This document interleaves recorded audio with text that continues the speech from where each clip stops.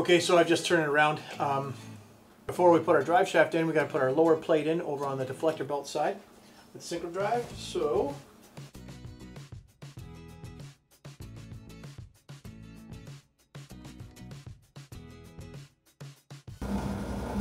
okay, so we can start getting the drive shaft put into place.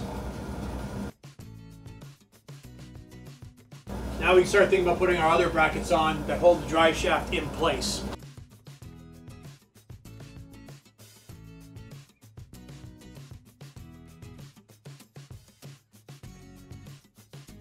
Again, everything has a stopping point, so you can't go too far, you can't go too less. Like once it's tight and it doesn't, you're not going to wrench on it too tight, you don't damage the bearing, then it's seated, it's in.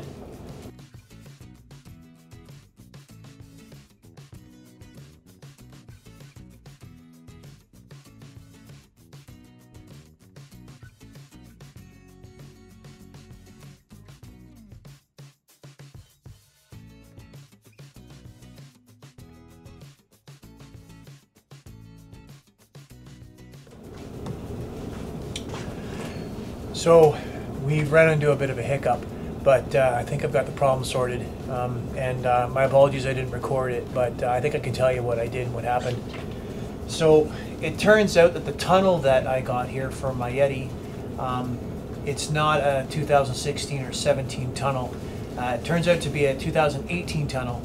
2018, from what I'm aware of, Yeti had changed the way that their brake rotor and drive shaft and everything set up was done. So my brake rotor wouldn't fit on the 18 tunnel.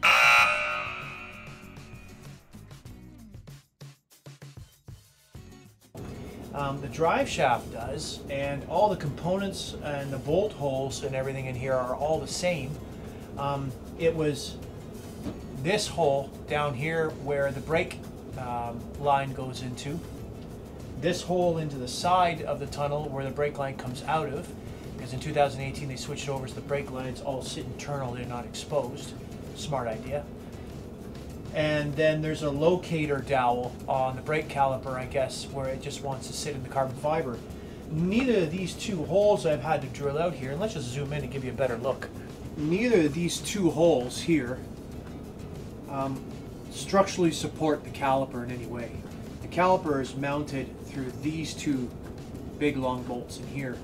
So it was just a matter of taking a drill. So I started with a small drill bit, and then I built up until I was just close to the right size. And then it's a 3/4 inch hole, or I guess 20 millimeter, and I just used a like a Dremel a grinder, like a stone, and I just kind of went in and kind of edged around, made sure that the laminate was all in good shape on both sides. If the laminate, the sides on the opposite side or this side start peeling back at all, you're definitely going to want to put some glue. But I took my time. Go slow when you're doing carbon fiber. Don't rush it. Don't apply great amount of pressure. That's what screws the carbon fiber up. So we're fitting. Everything rotates and moves well. So yeah, mission accomplished. So you can get an old system like a 2016-17 Yeti, upgrade the track on it to the new Camso track, upgrade the tunnel. Upgrade the tunnel. They made it a little bit beefier here, this 2018 model. A 19's beefier, 20, 21, it's all really good stuff. Anyhow, and you can put it in. But be aware that if you're replacing a tunnel on a 16 or 17 model, you're going to have to do some modifications if Yeti sends you the new tunnel on their tunnel exchange. So be prepared. If you're not comfortable with it, something I recommend doing is speaking to somebody at like a canoe or boat shop or something that do carbon fiber canoes and drill holes and mounts in them all the time. They've got all the proper tools. It would be nothing for them to extend this hole down here. I've had to extend this one because the hole that comes with this tunnel needs to be relocated. But I don't think it's a big deal. It's just an oval. Maybe I might get a little bit extra snow in there. There's a lot of snow back in there anyway, so who cares? I think we're going to be good. So off we go. My next steps is just, I've torqued all this up already, Loctited it.